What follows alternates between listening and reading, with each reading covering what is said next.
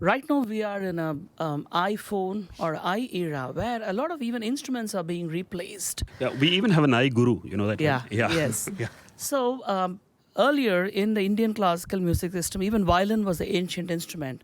Then, U. Srinivas took the world by storm by introducing mandolin, and it became an accepted instrument. And keyboard came in. So I'm hoping, one of my predictions is that some of you should probably look at, because software is becoming very integral to the music creation process. So a lot of eye instruments is going to be very popular. So I don't know how long it's going to last, but that's an idea. I want to throw it out to the fellows for you guys to consider and see how you can integrate the technological developments in your own instruments, in your own pieces, and how you can move it forward.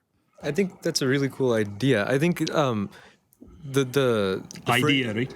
no, Yeah. idea. Good one. I think the framework for that is that lots of the electronic instruments that we have on iPhones and stuff are imitations of already existing instruments.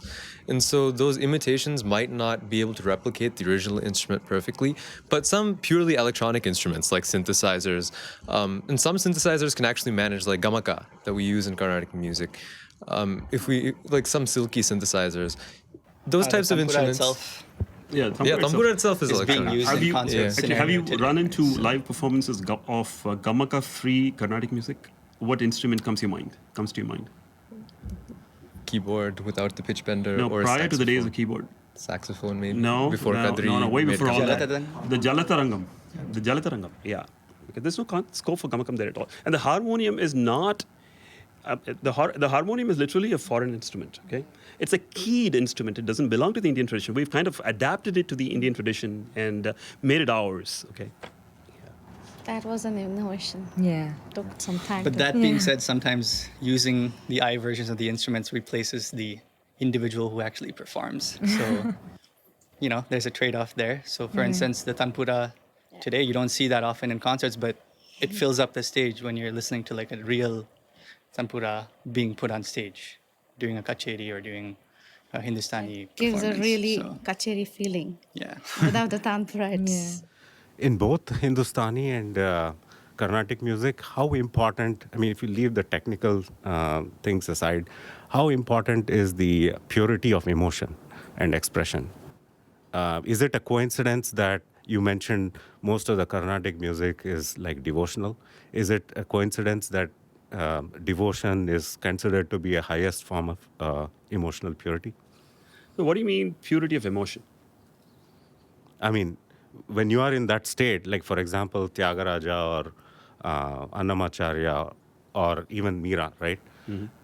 When they are thinking about God, it leads them to a certain state.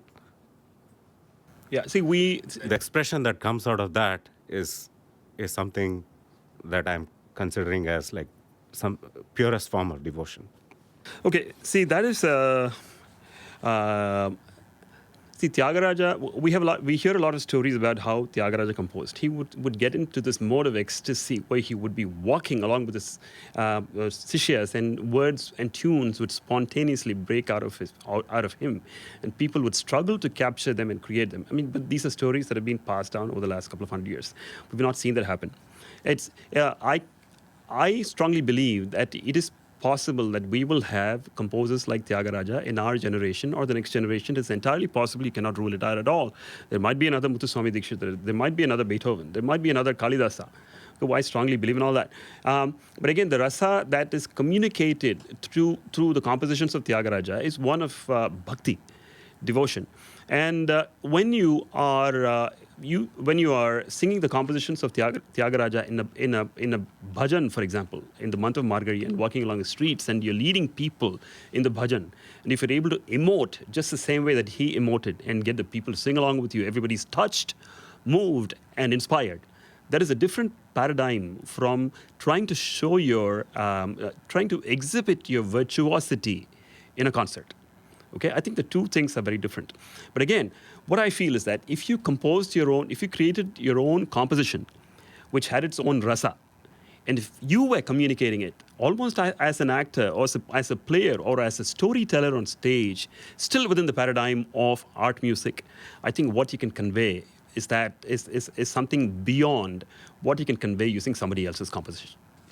I guess since the topic we're discussing has been about universality of, I guess, classical music, I think there's a lot more scope for that. Indian classical music, like we were having a discussion earlier, and it was mentioned that the sitar and tabla have kind of made it to a more world scenario. So there's a platform almost or existence for Indian Hindustani classical instruments, but I wouldn't say the same is true for Carnatic music. There's still a lot more scope for bringing this and making it more public, more aware, and I think that's totally related to the tradition and how the tradition has evolved over the years. And one of the things, like we talked about, technology is one of the forefronts in today's time. I think technology is probably the medium or one of the mediums that can help bring our music to a more international stage. And while it's being toured and performed by many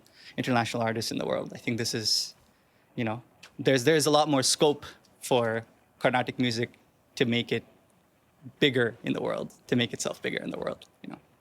So I think what we are doing here today is kind of going to be instrumental in how we go ahead from here. Getting together all kinds of musicians, not only Hindustani and Carnatic, but also instrumentalists, jazz musicians. If we can work together, I think there's definitely, it's about time that we put us on the world map as not just Western and world music, it's just world music. No Western, different, it's everything together. Well, on the topic of innovation versus tradition, and then the universalism of Carnatic music, I think it's important to understand that one has to embrace the modern changes that the world as a whole goes through outside of music, and then cater musical growth towards the other growth that we're experiencing. So I think with the opening of India in all sectors, not just music, music also has expanded out of India, and it is growing. We do see music spreading to other areas, not just Indian people in other countries, but like natives of Singapore, natives of China, actually learning Carnatic music. And to accelerate that growth, I think it's important to embrace that technology, to innovate. And of course, the Which is innovations- happening, right? Yeah, and the innovations that last will be the ones that become the tradition of tomorrow, including keyboard synthesizers that can do gamaka. There are some guidelines that should not be broken, like the use of gamaka, but if you break them and if it sounds good, and if you use it as a meaningful form of emotional communication, then by all means break that guideline and help spread classical music. So, like we discussed, tradition is like something from the past that it's our duty as musicians, as Indian classical musicians, to carry on. And because the world is always changing, and because like the community is changing, innovations will have to happen, like to create new traditions and for the tradition to evolve. And I think that's a key part of making Indian classical music like world music or universal. I think to make Indian classical music more universal, like we can talk about Hindustani and Carnatic both, but to talk in general, we need to expand our horizon as well, because whenever we are thinking, like this IndianRaga Fellowship gave us that opportunity to think beyond our boundaries as well. We were always thinking within the box. So this gave us the opportunity to, think beyond that, collaborate with different people, different sides of music. I would have never thought that I would collaborate with a Carnatic vocalist or a performer ever. So, this here itself is an innovation. I think we can do this and many more such things to, collaborate and grow as a world community for the music. Good. So I think part of the appeal of Indian music in the entire sphere of world music is how we portray Indian melodies and Indian rhythms, and how we integrate that with our constant understanding of the phrase world music. So as we collaborate with other artists and try to understand their melodies and their rhythms and get them to appreciate our melodies and our rhythms, our music is somewhat, as we've talked about, devotion-based.